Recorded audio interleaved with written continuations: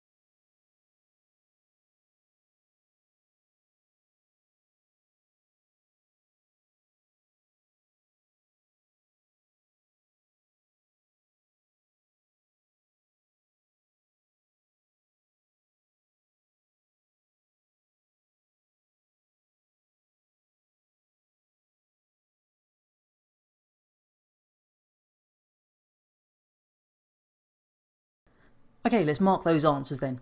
So for question 1, the 4 chambers in the heart, you get a mark for each of these you've got right. The left atrium, left ventricle, right atrium and right ventricle. For the 4 components of the blood, again a mark for each of these that you've got. The red blood cell, white blood cell, platelet and plasma. The function of the red blood cells is to carry oxygen around the body, 1 mark if you got that. And then the last bit, this is a lengthy one, we've got a potential 12 marks here. So any of these points you can give yourself a tick and therefore a mark for. So blood enters the heart through the vena cava, 1 mark. Into the right atrium, mark. It passes through the tricuspid valve, give yourself a tick. Into the right ventricle, another mark for that one. Where it's pumped out through the semilunar valve, there's a mark. Into the pulmonary artery. From the pulmonary artery it goes into the lungs and then it will return to the heart through the pulmonary vein, a mark for that bit, and into the left atrium, a mark for that, flows through the bicuspid valve, give yourself a tick, into the left ventricle, tick that bit, is pumped through the semilunar valve, tick for that one, into the aorta, final mark there, and from that point it goes around the body. So obviously have a read through, if there's any bits in there that you've got, give yourself a tick and then add up your total score for all 4 of those questions out of 21 today. So add up your scores and give yourself a mark in your books out of 21.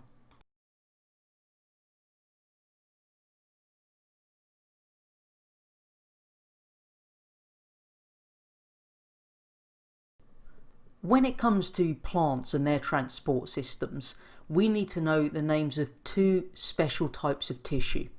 So the first one of these is a tissue called xylem, and it's spelled Xylem. Now the purpose of the xylem is to transport water and dissolved mineral ions from the roots where it's entered our plant all the way up through the stem to the leaves, the flowers and all the parts of the plant itself.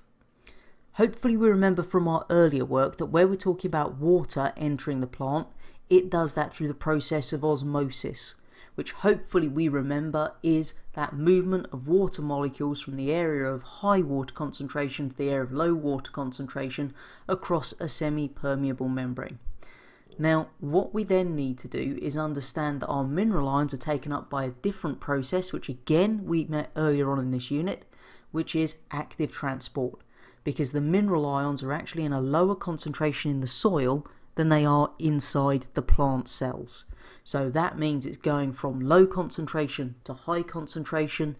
It's got to be an active process, so it means it needs ATP and therefore it is active transport. So on the screen there, what you've got are 3 sentences to have a go at finishing off, and the words you need are in the red box at the bottom. And at the top you can see I've given you a little bit to help you remember what the xylem transports. And the easy thing here is the alphabet, because water is transported in xylem. So we've got W for water and XY in xylem. So WXY, water in xylem. It's a handy way just to remember what it's transporting. So get those 3 sentences written in your book, fill in the blanks. I'm going to give you about 3 minutes to have a go at that.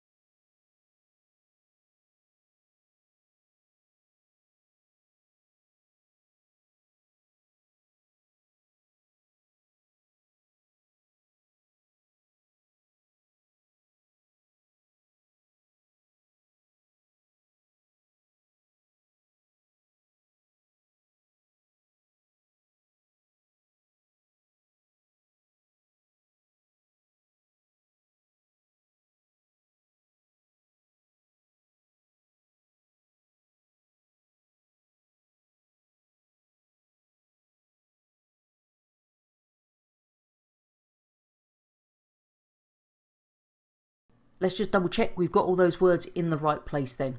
So the xylem tissue transports water and mineral ions from the roots to the stem, leaves and flowers. The order of stem, leaves and flowers can be in any order there. Water enters the roots by osmosis and mineral ions are taken up by active transport. So obviously tick any of those you got right, then give yourself a mark out of 8 for it. And as always, on any of those that you didn't get right, make sure you've got the correct answers written in.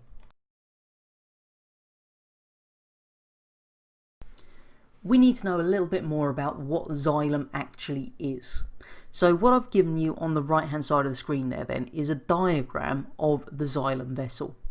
Now when you look at it, what you might notice is it looks just kind of like a straw. Remember, we sliced through it so we don't have the front or the back there. But what we end up with is pretty much a long tube, because what we actually have is a structure that's made up of dead cells. And the reason that these cells are dead is because in order to strengthen them, then the plants release a substance called lignin into the cell walls. Now that thickens the cell walls, but it does make them impermeable, so substances can no longer cross. Therefore, they're dead. So the lignin provides the support so that it doesn't then need those end walls between the cells. So where we would have had a whole load of, as we've seen them in diagrams, rectangles stacked up one on top of the other, then those end walls have actually been removed and all we've got are the sides. And it's strong enough to hold upright without the actual end walls because of that lignin. So make sure you've got those 4 points written down, and if you want to do a sketch of the diagram, by all means feel free to do so. I will leave this up for about another minute and a half, but if you need any longer to do anything, obviously you can just hit pause on the video and take as long as you need.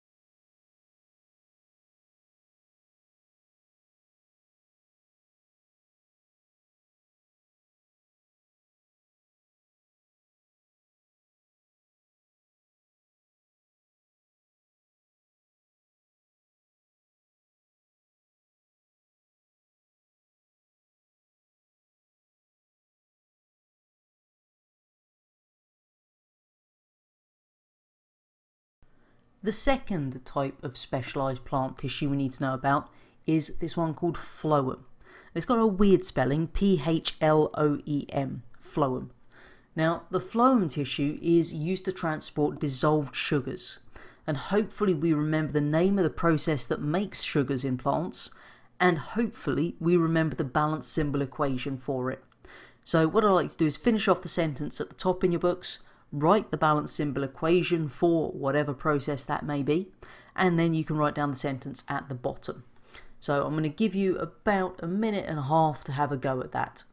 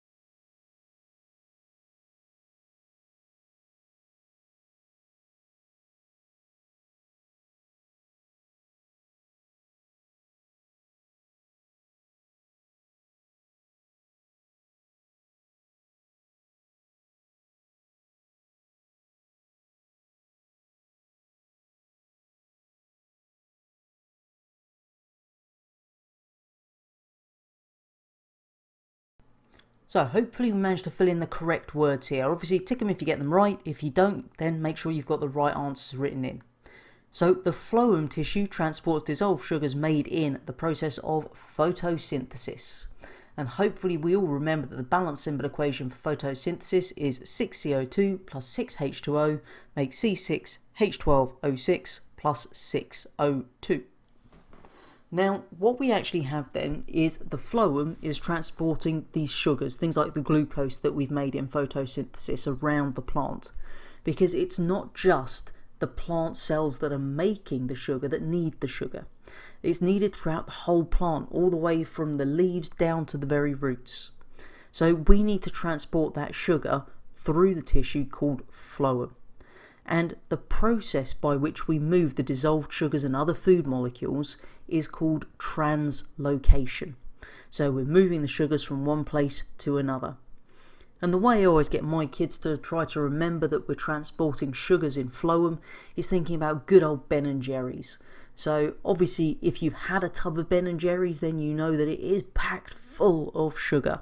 And the best one I give you here to remind you is the fish food, because it's spelt PH, just like phloem is spelt PH. So we've got the sugars in our Ben and Jerry's fish food, and we've got the sugars in the phloem. So just another little trick to help you remember what's transported in which of these specialised tissues in our plants.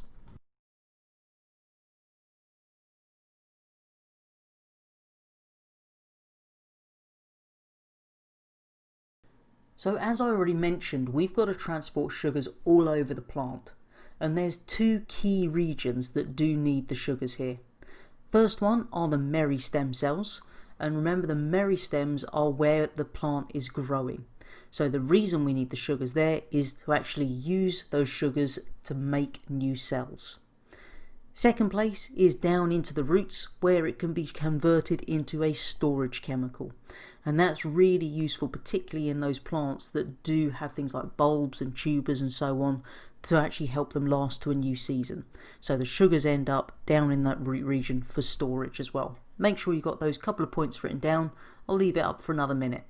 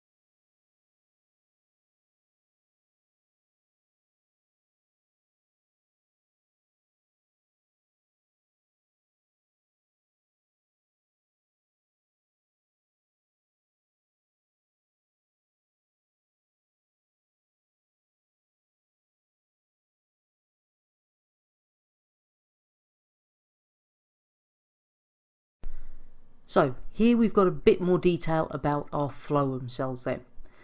The first thing, and a big difference between xylem and phloem, is that phloem is made of living cells, and remember the xylem was dead. So that's one key difference between them. Xylem, dead cells; phloem, living cells. In our phloem we've still got those end walls between the cells, but they're not solid. They've actually been punched with little holes to call them sieve plates. So what we actually have is right the way through that end wall of our plant cell are a series of teeny tiny little holes, which then allow the sugars to pass through from one cell to the other. And again, we've got the diagram on the right that shows you that. So the whole idea here is to allow those sugars to move easily through the cells. Now, what you can notice in the diagram there is it's a two-way flow. So sugars can not only go from the leaves down to the roots, but they can also then go from the roots back up to the leaves. Because remember, we just said that the roots actually have a lot of sugars down there for storage, but if our plant then needs more sugars, it can take them out of storage, transport them back up the phloem to the leaves where they're needed.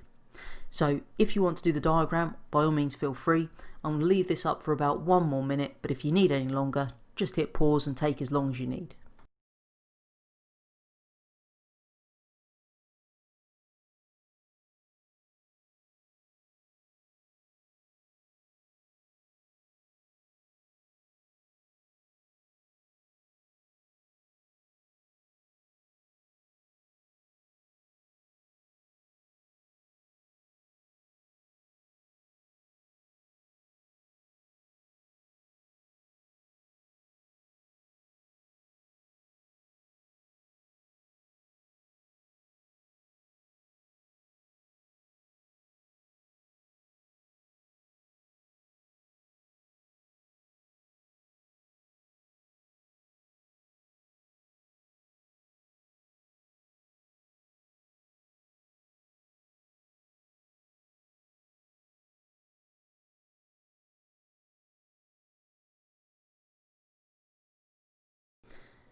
So the picture you've got on your screen now then is a very zoomed in image of these little green bugs you see on plants at this time of year called aphids. Now what I want you to have a go at doing is answering the question here, why do aphids cause damage to plants? And I've given you a hint there to think about what they feed on and how. So look at the picture to give you a hint there. Give you a couple of minutes to have a go.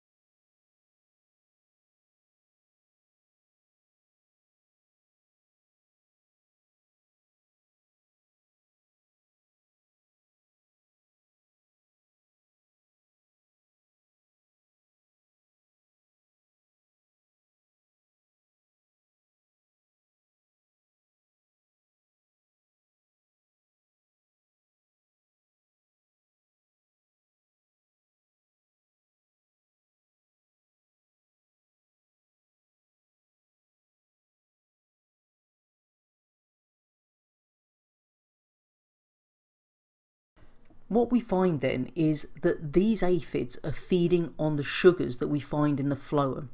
Now, in order to get the sugars, they've got to actually punch through the surface of the plant, and you can see that lighter green part on the actual picture there. That's going to punch through the surface and then into the phloem. Now, the problem with that is we've then breached the surface of the plant, which means it's now at risk of infection. So give yourself a tick if you've got any of those points in there.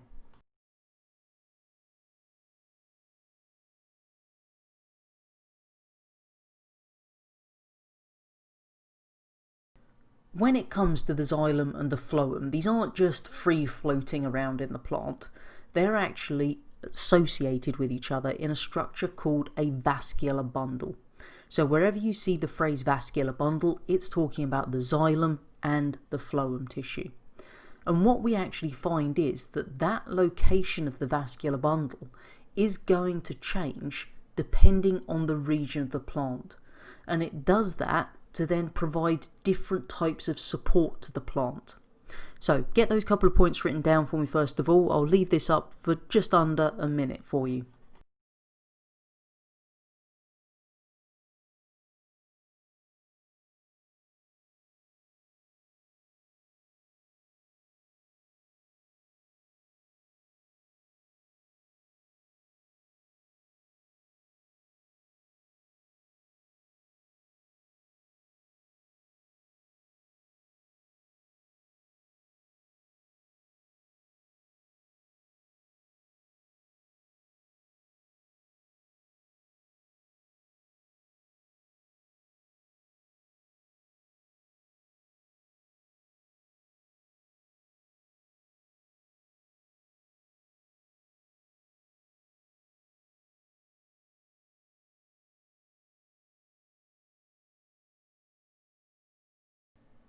What I've got for you here then is on the right hand side is a diagram.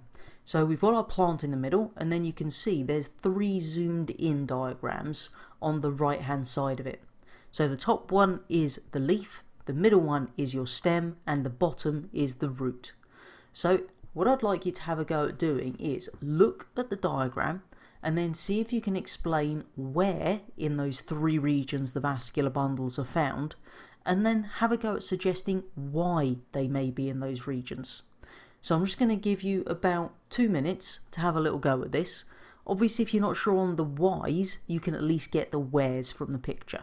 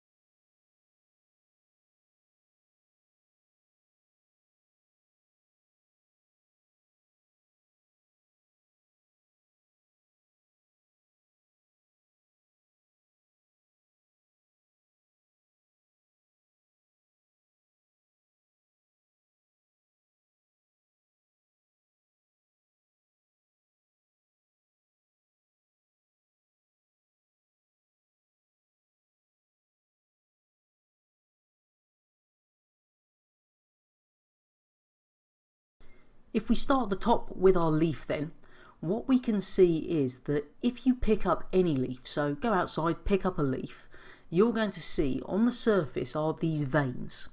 Now, the veins that you can see are the vascular bundles forming this network across that surface.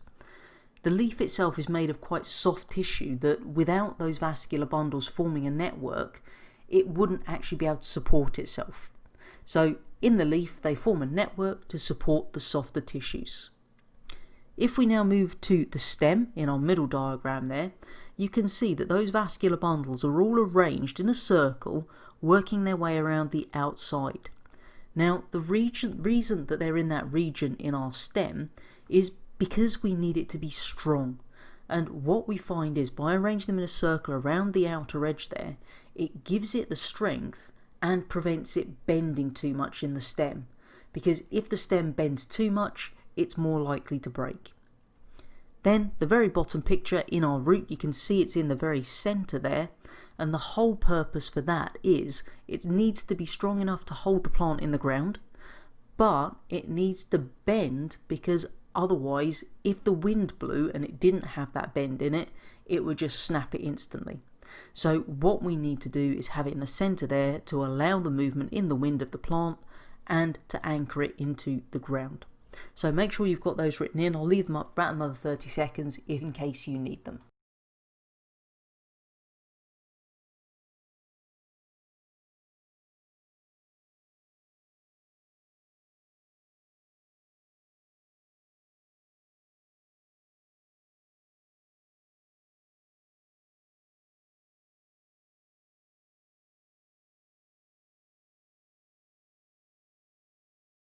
So final thing for today then is the plenary task. So those of you with target grades up to grade 5, it's the 2 columns on the left. Those of you with target grades over a grade 5, it's the 2 columns on the right. So I'll leave this up for about a minute today.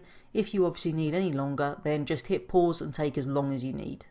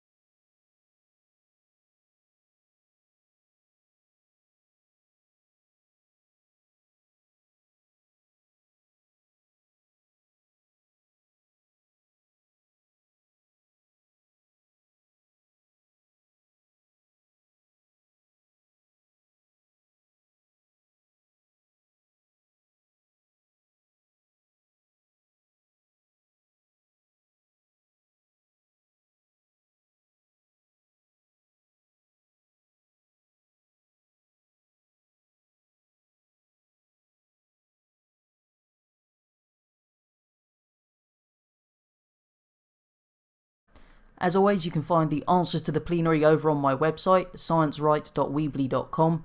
You'll also be able to find that under the Internet tab. Just select the week that we're in, and then you'll be able to find things like the lesson PowerPoints, the answers to the plenary, any additional work, and if there's any little experiments I thought you could do at home, then they're there too. So have a look and get using that.